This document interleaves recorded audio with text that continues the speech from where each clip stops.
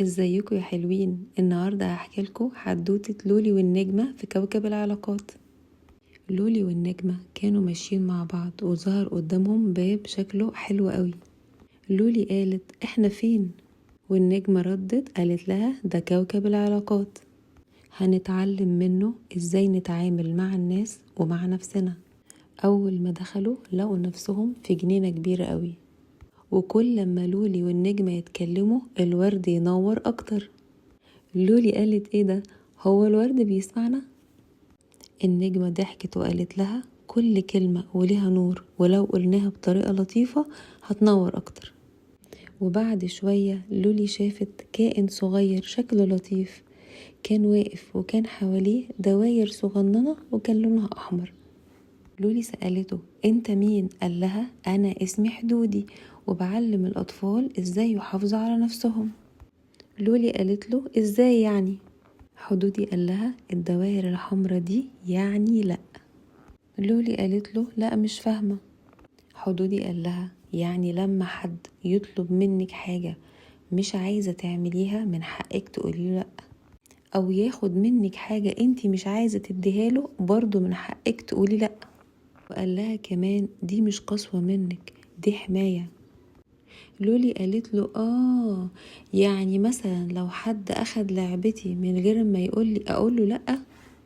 قال لها ايوه، وتقولي له انا مش مرتاحة رجعها لو سمحت. لولي قالت له انت لطيف قوي. قال لها يا لولي لازم تكوني عارفة ان الحدود مش غضب، الحدود حب واحترام لنفسك.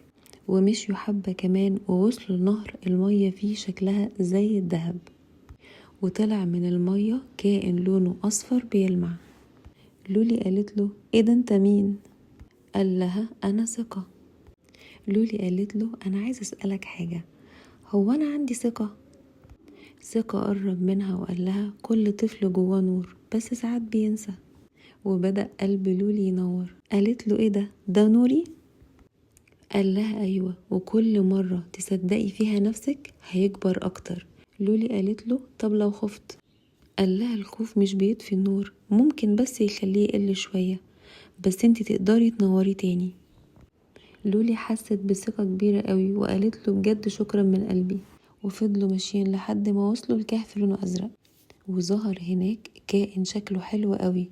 قال لها أنا اسمي رفقي وبعلم الأطفال إن الاحترام بيبدأ من الكلام الطيب. لولي قالت له يعني لما أقول لحد لو سمحت وشكرا؟ رفقي قال لها دي البداية، بس لازم كمان تكوني لطيفة مع نفسك وتبطلي تعاتبيها كتير. يعني مثلا ما تقوليش لنفسك يا ريتني عملت، خلاص اللي حصل حصل. ولازم تدي لنفسك فرصة تسمعي غيرك قبل ما تزعلي منه.